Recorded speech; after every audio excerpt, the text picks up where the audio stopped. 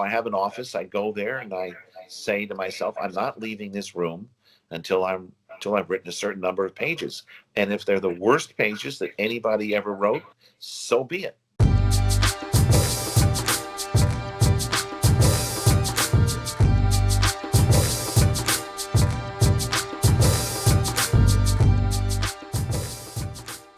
This conversation is going to be about success and how to become a successful writer. And nobody better to talk about this than you, dear friend Larry, Laurence Bergreen. Welcome.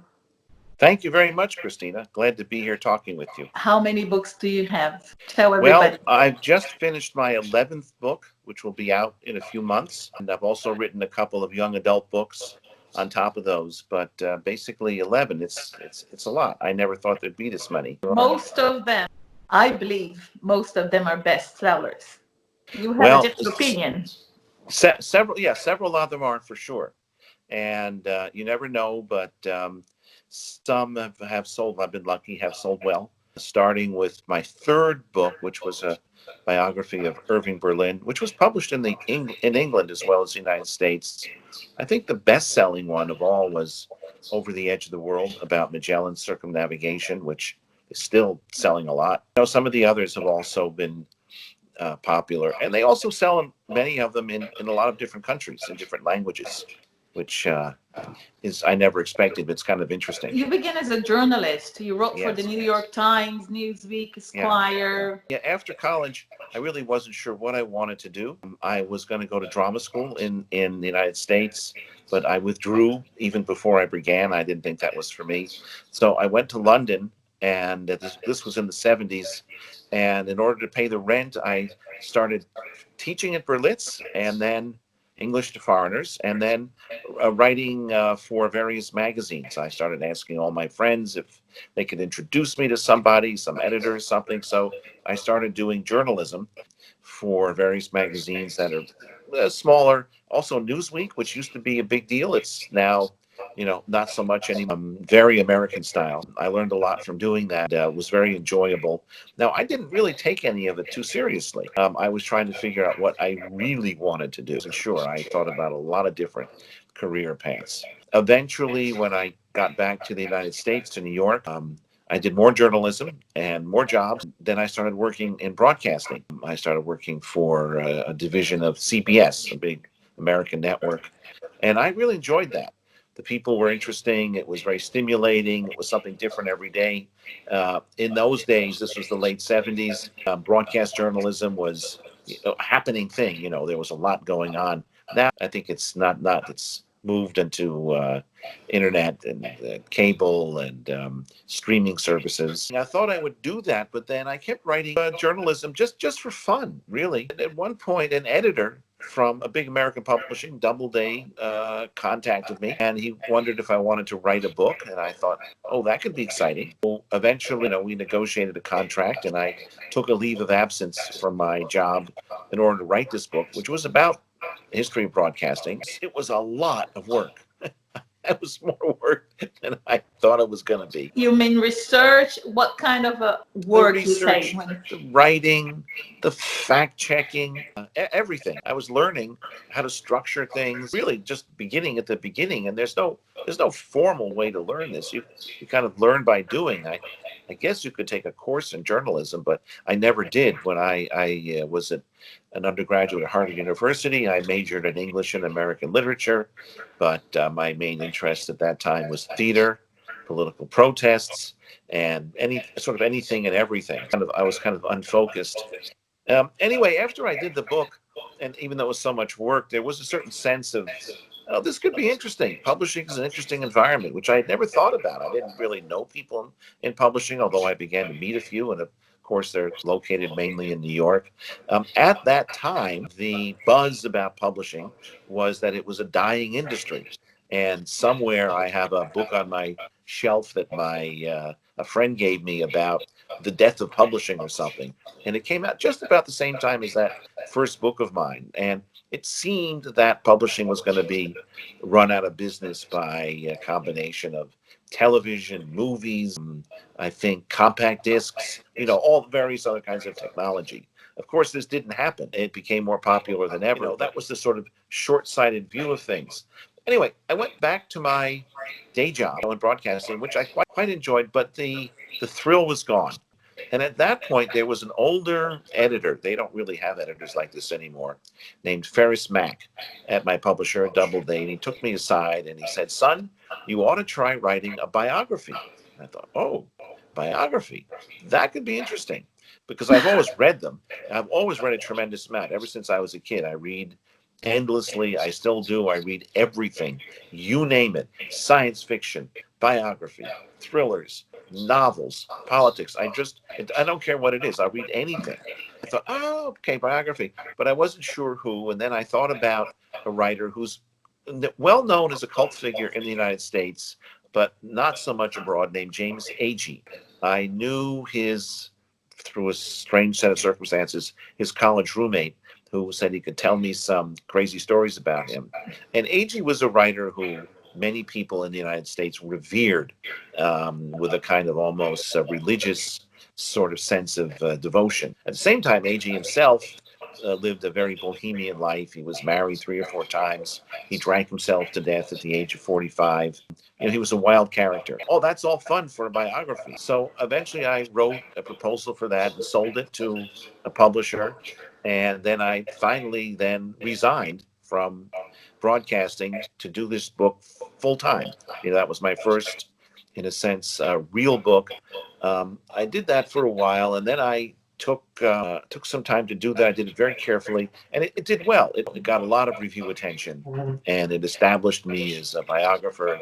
People kept saying, "Oh, you're a biographer," and I thought, "Oh," because I'd been trying to figure out what I should do, in life. I finally did. I mean, I knew in my personal life I was married. I just didn't know. It kept changing from one month to another. So I did that book, and I have to tell you afterwards, I was exhausted and I didn't really know what I could do next. I thought maybe I had gone as far as I could go. Again, I started doing other things. I'd lost focus, as they say. I thought, what kind of book? I tried all sorts of things. Nothing seemed to work. There was an editor who wanted me to write a biography of Ayn Rand, of all things, and that seemed interesting. But she said she'd been authorized to commission somebody, but it turned out that was not the case. So I lost a great deal of time. Project that went nowhere, and I really just wasn't sure what to do. I Did did you other have an things. agent by then? Yeah, I had an agent, and the agent really wasn't much help at that point. Finally, at one point, somebody, I think it was the editor for the Agee book, suggested I write a biography of Irving Berlin. Like many people, I thought Irving Berlin had died years ago. It turned out at that point, when he mentioned it, Irving Berlin was still alive. He was about 97 years old. He lived actually very close to where I live now in Midtown Manhattan in his townhouse. And he was a recluse. He was a legendary figure, especially in the United States. Movies, Tin Pan Alley, musical, so many songs that are second nature, especially for Americans, but also for the English as well, because he was very popular in England. What was more amazing was that Irving Berlin couldn't read or write music. He was self-taught, and I wondered, well, how did he do this? And the way he did it was he had a musical secretary who I got to know, and he was an insomniac. He would call him up in the middle of the night and try out songs, humming and singing to him. Or if he had a piano, would pick out a piano one key at a time. Now, he had grown up on the streets of New York. His family had come from Russia to New York City, a classic immigrant story, like something out of a movie. Dirt poor. His father had a very, very minor career in doing almost nothing in Russia. His mother was a housewife. There was a sister who didn't do much.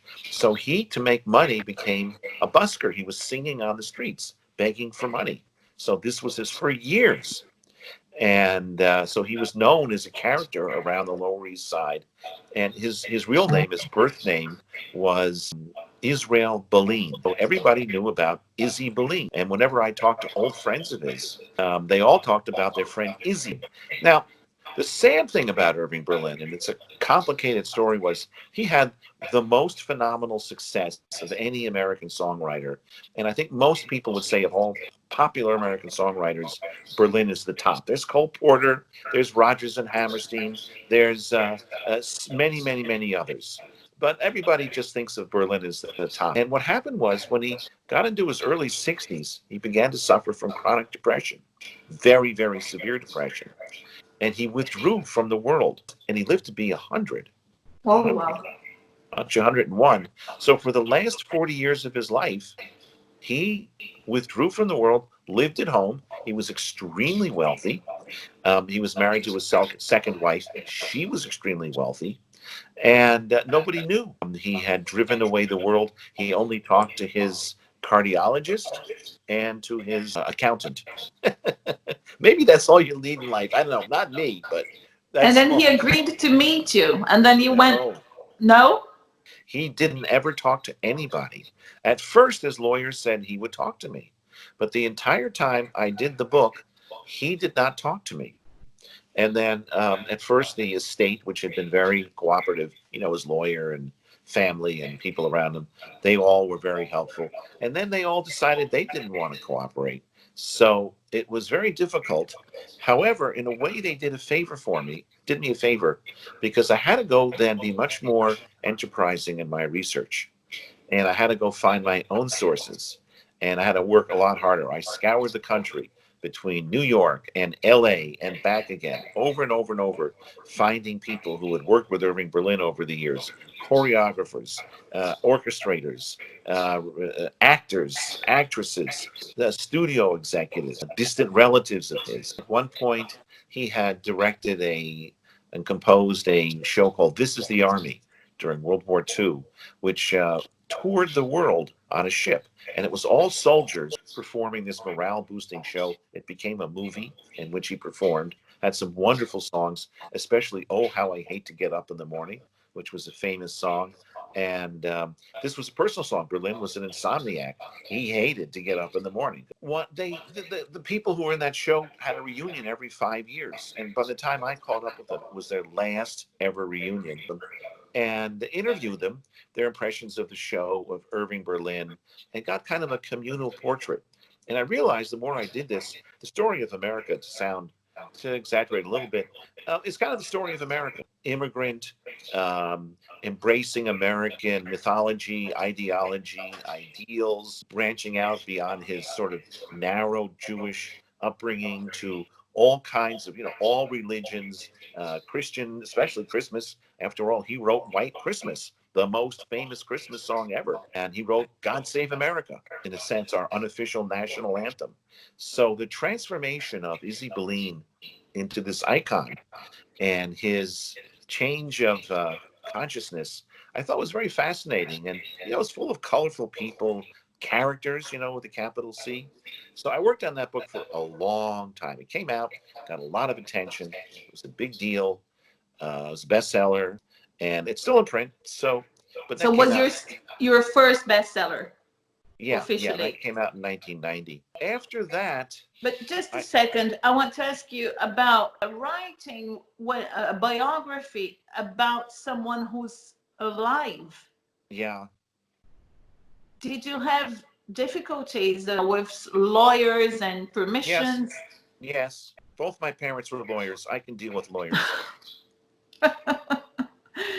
Would you say that was the most difficult one to write because he was alive? And I think it's Well, the only person really who was I alive would that you say wrote because it about. was hard to get access to information because he was so secretive and reclusive. And I'll tell you a story about this. Everybody said I shouldn't write this book. Not everybody, but people in his family around him, for two reasons. First of all, his wife, who had been a writer when she was younger, had written his biography. And the Mm. moment she died, they're going to take it out of the safe and rush it into print. And so that was one reason. And the other reason was he left all his papers, they said, to the Library of Congress in Washington. You would need those in order to write a thorough biography of Irving Berlin. So two things happened. She died, no biography. didn't exist. Would have been fascinating. Would have loved to have seen it, but the book didn't exist. It was a myth. The Okay. second thing was, after he died, I did get to the Library of Congress, see his papers, and the only thing he had left was check stubs, an old-fashioned checkbook when you write down, you know, who you paid and what you paid, and you keep a stub and you write the check. That's all it was. I thought there'd be sheet music, but he didn't write music. He relied on his musical secretaries. But there was nothing about notes, no diaries, no letters, nothing, nothing personal. So you had Uh, nothing to work with. no, I had interviews, I had accounts of these shows, and to try and get at Irving Berlin, what was it all about? How did he do this? That's kind of the mystique about him, because he was such a solitary person. How did he manage to reach so many people, around, certainly around the United States, but around the world with his music? What was so affecting about it? How did he manage to um, learn about American values that were way, way beyond his life? All about rural America. He knew about as much about rural America. He knew nothing. Well, how did he manage to get the vernacular, the idiom of it?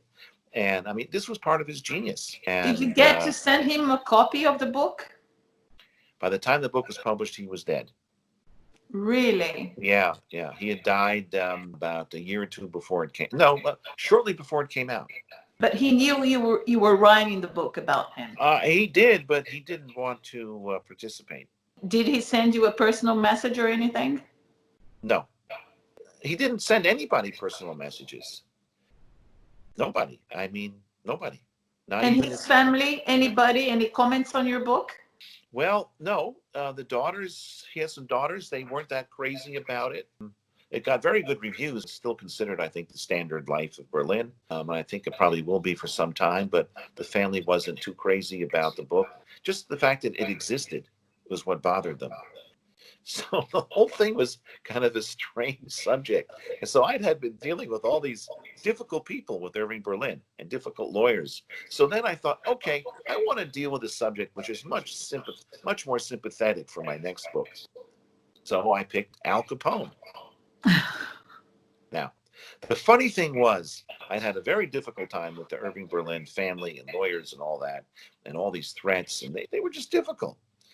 With Al Capone, couldn't have been nicer.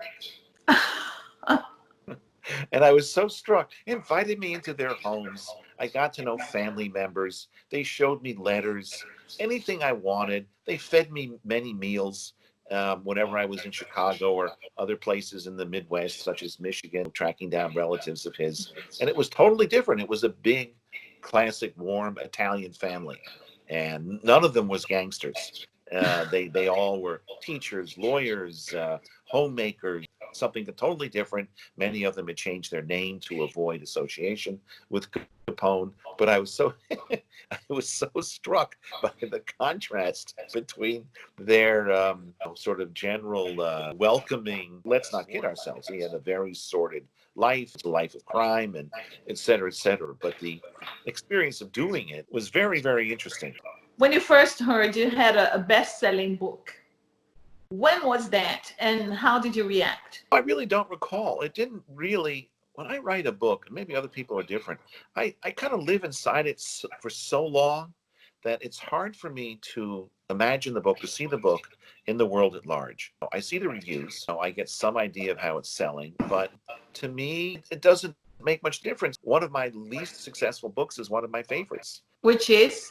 Oh, the one called Voyage to Mars, which was about NASA's exploration of Mars, a total departure for me. It didn't sell that well in the United States, although it was successful in England. It got good reviews and sold there. When I'm doing a book, I just get caught up in the experience of doing it. I'm living it. I'm breathing it. I'm sleeping and dreaming about it. It's going on in my head. And for how long do you do that? I would say between 3 and 6 years, depending on the book. Irving Berlin, I spent a long time on because I was very slow to start it. I wrote a biography of Louis Armstrong, which was another favorite one of mine, very quickly, I think in 2 years, because I knew what I was doing. I had a clearer idea of the approach. I was able to interview a lot of people in New Orleans, get all the material I needed together, and it just came together very quickly. Sometimes happens like that. It's like cooking. Sometimes you have all the ingredients and everything cooks, rises just perfectly. It tends to be on average 3 years. Writing is a lonely It is. job, Yes, it isn't is. It it? is. How do you deal with that? Well, it doesn't, it's not that hard for me. First of all, there's the research, which I almost always enjoy. You meet a lot of interesting people, travel to interesting places. It's a lot of fun, it's stimulating. So I can just keep researching. If I didn't have to write, I'd be happy just to keep researching a book over and over and then go to the next book and research it. But the writing is much more rigorous than demanding. It's exhausting for me and it's never good enough.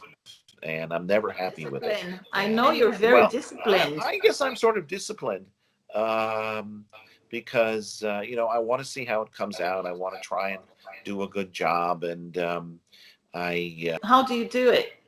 I just make myself do it. I have an office. I go there and I say to myself, I'm not leaving this room until I've written a certain number of pages. And if they're the worst pages that anybody ever wrote, so be it. And then I do a lot of revision, and I also show it to people, to experts or something, to get some sort of an independent viewpoint. I just keep working on it. But I find writing rigorous. It reminds me of trying to climb a rock face with your bare fingers, straight up. It's an effort. And you do it All, for many hours a day, yeah, don't yeah. you? I'm tired at the end of the day. Often, when it goes really well and I'm flying along and I think, "Oh, this is great," then I go back and look at it a few days later. Terrible, terrible. I have to redo everything. Sometimes, when I'm really struggling and it feels like every step I'm taking, I'm stubbing my toe. It's painful. I go back and read it. And I said, "Oh, it's fine. Nothing really wrong. It's okay because I've sort of struggled with everything all the way through." But you know how some people don't like hearing the sound of their voices when it's played back because it sounds so strange to them? Well, that's what it's like when I read my own stuff. And I wish it were better. And there's only a few sections, isolated sections, which I think, oh, right, that's what I tried to do. That's what I had in mind. Um, I had a few biographer role models, who I tried to learn from. One of whom died recently. His name was Edmund Morris, and he died just a few months ago. He was from Kenya, from an English background, and he wrote a 3-volume biography of Theodore Roosevelt. He also wrote a long biography of Ronald Reagan. And Edmund was a kind of a genius. Edmund worked for years on each of these books. He made me look like a wild extrovert, because he just worked and worked and worked. He was very shy, but his technique and his way of making things exciting, of dramatizing, his choice of language, the way he characterized people was fantastic. I've learned from some other biographers. Most biographies I don't really find that inspiring, but there are a few go to for a sense of inspiration. I often actually get more inspiration from fiction because it has a kind of a vitality that I try to put in my biographies, and I try to tell stories. These days, I don't write biographies. I write narrative nonfiction. You have been offered to have your books turned into Yes. miniseries movies. Can we talk about that one? Okay. Let's start with Marco Polo, which Okay. you said Marco Polo was almost a bestseller. What It what did. It about that? it sold well. It got, but not fabulous. It got a lot of good reviews, respectful reviews. It was published in, oh, I don't know, a dozen languages, perhaps. It was well received in a number of countries. While I was writing it, my agent, they had a movie division, and they sent it to some producers and some studios, and it was being developed as a property for Matt Damon. Now, this happens a lot to writers. This is a very common experience. Many books are optioned, developed for movies. Very few are actually produced. But, of course, they are once in a while. There's a lot of famous ones. So this went on for about 2 years of meetings with producers. I think a screenplay was written. I met Matt Damon. I met a lot of other producers. And they kept renewing the option. And then eventually they stopped renewing it. I think somebody else made a Marco Polo miniseries that's on Netflix with Al Capone, which is a subject. There's always an Al Capone movie or book coming out. There was a lot of hype about that. It was optioned by David Brown, who's now deceased, but he was a famous movie producer who had produced The Sting and Jaws and a lot of big movies in the 70s and 80s. And he was always getting it in the mentions in the newspaper about the book and who was going to star in it, boldface type, and And was that was supposed to be for Sylvester Stallone. right. That was supposed to be for Sylvester Stallone. That didn't happen. The Magellan book I wrote, Over the Edge of the World, has been under option, oh God, for about 10 years. Oh And I God. think that eventually ended. There's others. I mean, about half of my books, or maybe more, have been optioned at one point or other. The thing is, these books are expensive to produce. They're big historical epics. They have a cast of thousands or hundreds. I think that makes it more difficult for them to produce them. Now, it happens if you look on Netflix, you'll see these epics from all over the world. They go on and on and on and on and on, like 60 hours of something. I think that may be part of it. Maybe someday, I don't know. I don't really think about, gee, this would be a great movie. Just think about the book itself, what it's like to read the book and what will the book be like. And that's really as far as I go. Maybe if I wrote a book that was just had a few characters and was contemporary, it might have a better chance. Who knows? I really just kind of specialize in books. I kind of understand it better. What's your favorite book? Do you have a favorite that Oh you've no, I written? don't. I don't really. You I don't? mean, the most enjoyable book that I've written was probably the biography of Louis Armstrong, because he was such a fabulous character. I mean, Louis Armstrong was a genius as a musician, very innovative. He was also a great individual with a great soul. Just to write about him and talk with jazz musicians and their lives, often very difficult lives. So it was really fabulous and inspiring. It was a difficult time in my life when I was doing that book, and it really was a kind of helpful to write it. And just because a book is fun to do doesn't mean it'll be a good book. I think that the Over the Edge of the World, it was exciting to do. It was a lot of, fascinating travel through the Strait of Magellan. It was a lot of work, and I wouldn't really call it fun. It was a more successful book. So it's hard to say. When you say Yeah, successful book, is that in terms of money or critical all of it, all acclaim? of it. All of it, All of all it. across the board. Yeah. When I'm writing a book, I lose myself in it. So I lose sight of what's going to happen with it in the future. It's sort of hard for me to imagine. I'm just struggling with words on the page. What would you say to someone who's struggling as a writer now and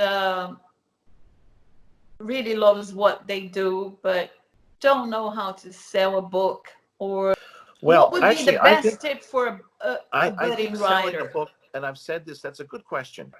And I've said this to some friends of mine, and it's worked. And selling a book is so simple that people don't believe it. It really took me a long time to sort of get it also, but it's incredibly simple. The process is, you have an idea for a book, could be fiction or nonfiction. You want to write it. You get a literary agent. Some people sell directly to publishers, but that's very rare, especially in this country. So you have a literary agent who's interested in the subject. You develop it with the agent, with their input, and it may be ready to go. It may need a lot of work. If the agent says forget about it, usually I don't listen to too many people, but I do listen to my agent. If she says no go, I won't do it. It's really up to the agent to sell to the publisher.